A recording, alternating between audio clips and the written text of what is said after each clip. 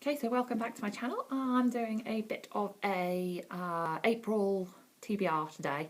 I probably will have more after this, but I got 4 to start with, and then we'll just see if I can have a few more by mid-April. I tend to buy all my books in drips and drabs, or I get them from the library.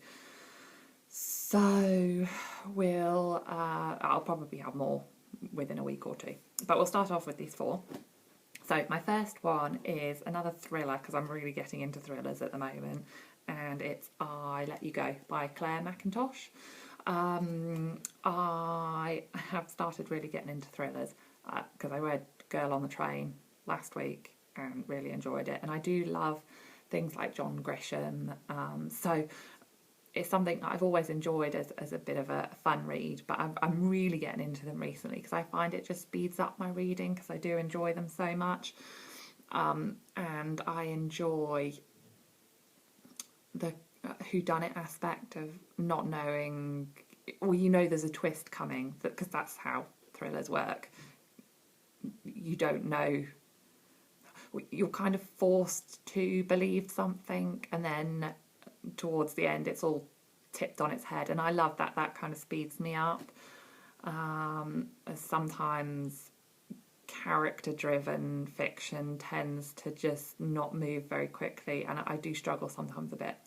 I find character driven fiction does push me a bit more with my reading, but it doesn't it doesn't bode well for fast reading. So thrillers are good, but this particular one, you can see I've read about a third of it, so I have already started, and so far so good. It's basically about a woman who has a 5-year-old son, and she is walking him home from school one day, and she lets go of his hand, and he runs into the road, and he's hit by a car and killed immediately. Other than that, I don't really know. I just know that the case has gone cold. The police have stopped investigating it, but 2 of the police who were working on the case have decided to kind of keep going with it on the side. So they're obviously going to find out who did it, but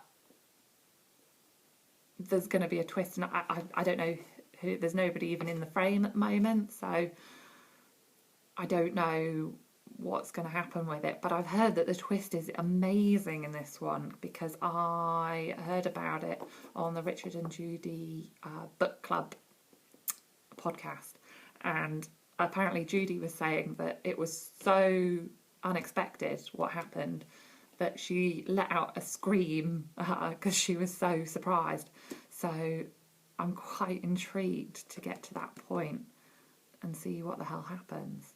But so far it's really good, it's really well written, and I just think there are so many good female thriller novelists at the moment. As I say, I read Girl on the Train and loved it, and I'm enjoying this, so it's definitely something that I want to try more of, but enjoying this one so far.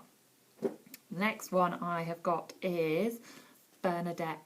Where Do You Go, Bernadette? I got this one from the library, so and I picked it up just because it's so colourful and lovely, and I have seen it before, but I thought I'd give it a go. I definitely judge books by their cover.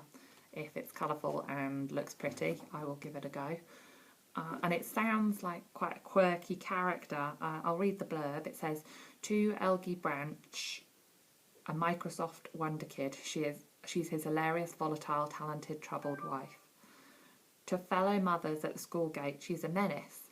To design experts, she's a revolutionary architect. And to the 15-year-old B, she is best friend and quite simply mum. Then Bernadette disappears, and B must take a trip to the end of the earth to find her.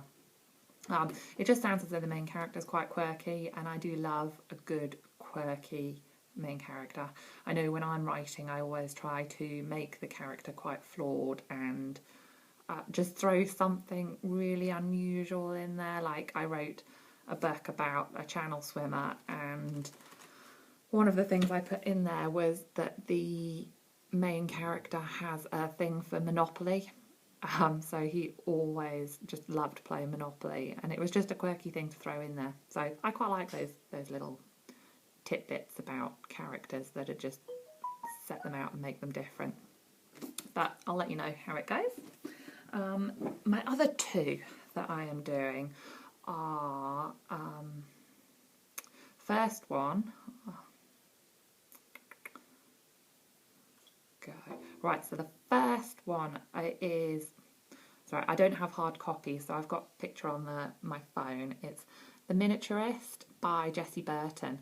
I am reading that on my Kindle app and loving it so far. I have read most of it now, so I should be able to tell you what I think of it in the next week or two. The reason I picked it up was because I hadn't really heard much about Jessie Burton, but she was on BBC Breakfast a couple of months ago, and she was talking about how when The Miniaturist came out, it was obviously very, very successful, and she'd never been a successful lady in her past, and it all got a bit too much for her, and she had a bout of depression. And that's what the news presenters were kind of talking to her about. But she was just such a nice character, and that's what made me pick up the book.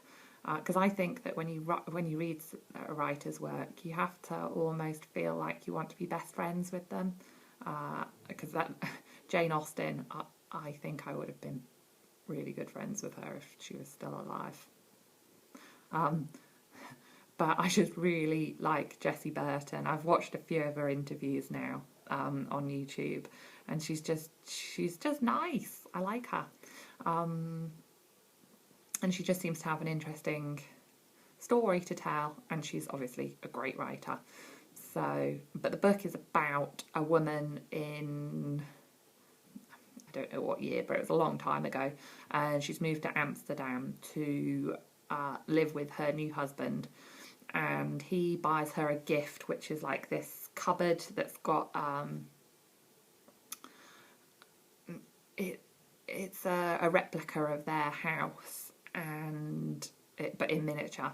And this miniaturist who makes miniature models is sending her models that kind of are a premonition of what's about to happen. It's a very interesting idea, but I'm quite interested to see where it goes. It's quite creepy, but it's good. And the other one that I have got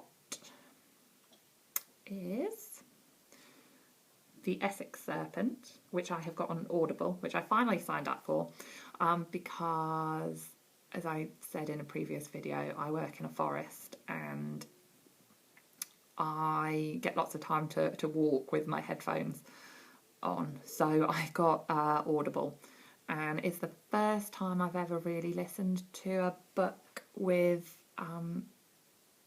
listened to one and not read it. So it takes a bit of getting used to, especially when you're at work, because you've kind of got to concentrate on your job. So sometimes I do find my mind wandering and I will forget what's happening in the book, but it does waste some time, which is nice, and it's really beautifully written.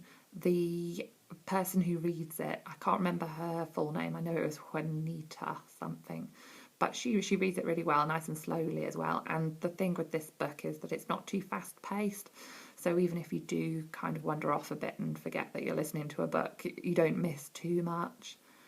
So, but I'm on chapter 7 at the moment. I think there's like 40 chapters, so I'm, not even a quarter of the way. But it's so far so good, and I'm quite looking forward to trying some more Audible books. They are so expensive, but you get your one per month once you're signed up for the $7.99. So I'm definitely going to keep going with them, and at least then I'm reading an extra book a month when I'm not actually even reading them, which is quite nice. But yeah, I will keep you posted on what I think of The Essex Serpent. So far so good, and it has come highly rated, obviously, because it was nominated for the Costa Awards. I don't know if it won it, but yeah, it's been nominated for a whole heap of awards, but I'm enjoying it. So as I say though, I will probably have a few more books to read throughout the month. These are just to sort of start me off for the first 2 weeks or so. But I will have another video out later in the week, and